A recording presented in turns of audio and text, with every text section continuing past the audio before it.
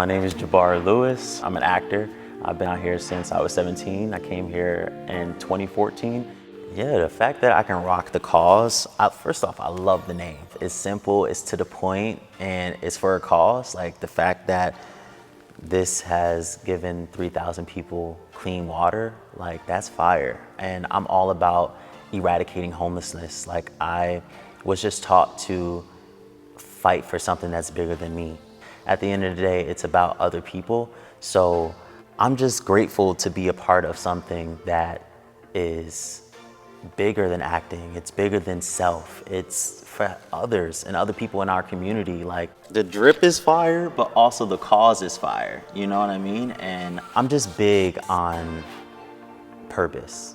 I'm big on people and organizations that have purpose.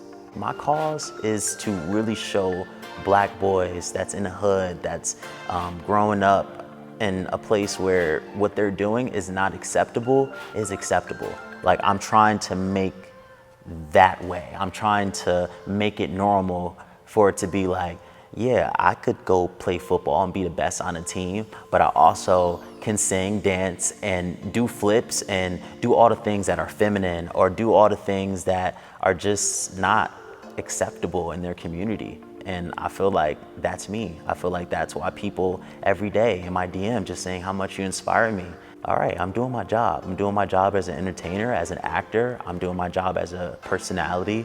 I'm unafraid to show them my full truth. And today is my 8th year anniversary, LA-versary as they call it here. I've been living here since I was 17, 2014. I came out here October 15th, and I came out here with my mom. I didn't even think about that when, you know, the cause hit me up to be like, let's do this, and it was Saturday. I didn't think about it until maybe like 2 days ago. I was like, yo, my LA-versary is on the 15th, and I'm doing my interview with you, with you guys. So I'm like, that's fire. Only thing I could do is just like breathe in fresh air. I'm glad I'm alive. I'm glad God's blessed me to be here for this long. And I just feel like where I started from versus where I am now is you can't go back. You can't turn around and be like, I'm done, I quit. It's progress, because the day I moved out here, I didn't have an agent, I didn't have a manager, I didn't have auditions, but now it's like, I get projects and I can tell my team and be like, I don't think it's right.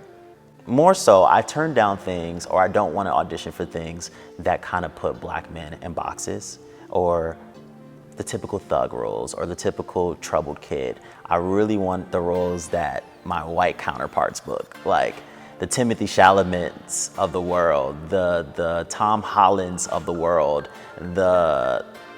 so many brilliant white actors that are out there, but I'm like, your roles are the ones that are nominated for Oscars and Emmys, and I'm like, I want your roles because y'all happen to have the stories that tell story, like push agenda, make people think.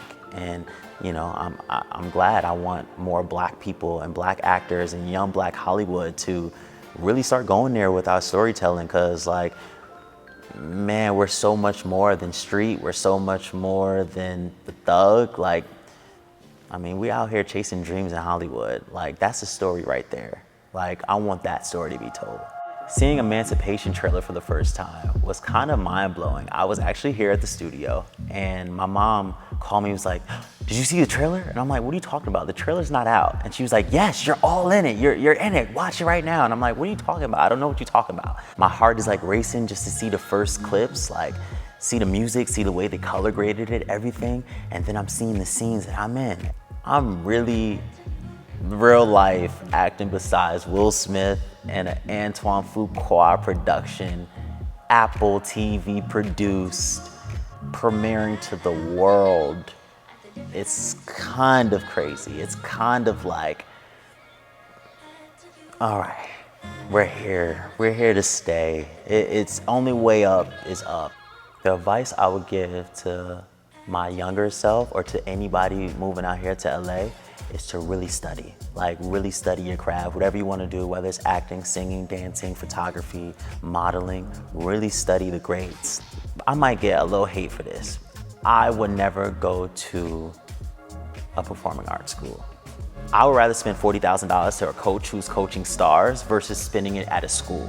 That's just me. If I can go back and tell my younger self, I would rather spend all the money I spent at a performing arts school and put it in the hands of someone who actually works with actors that are on sets.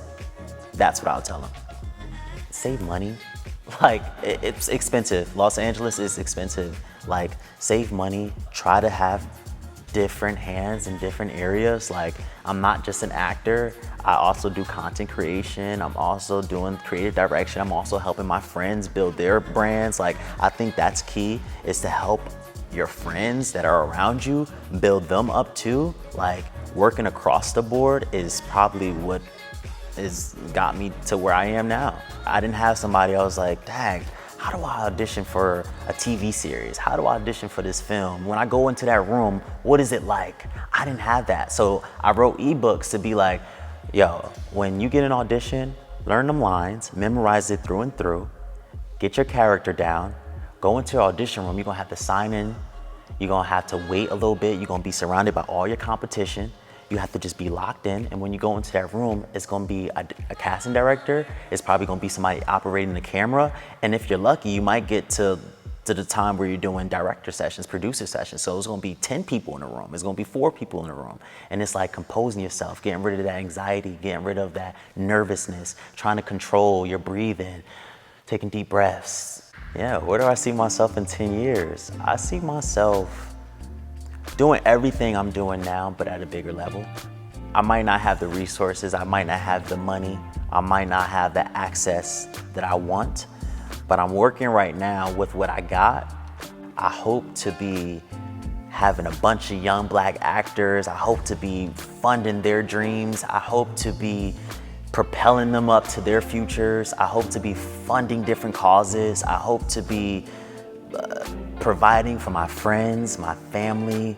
I want to be inspiring millions. I want to be to the level where it's like, Jabbar is not just an actor, he's a philanthropist. Because I just care about my people. I care about Black people. I care about people of color and the struggles they go through. Like, that's me to my core. That's me fighting on the front lines. And I want people to base me off of merit and base me off of, all right, he's an actor, is he a good actor? And at the end of the day, that's what counts and that's what matters. But then again, is he a good person? And what does he stand for? And that's why I'm here.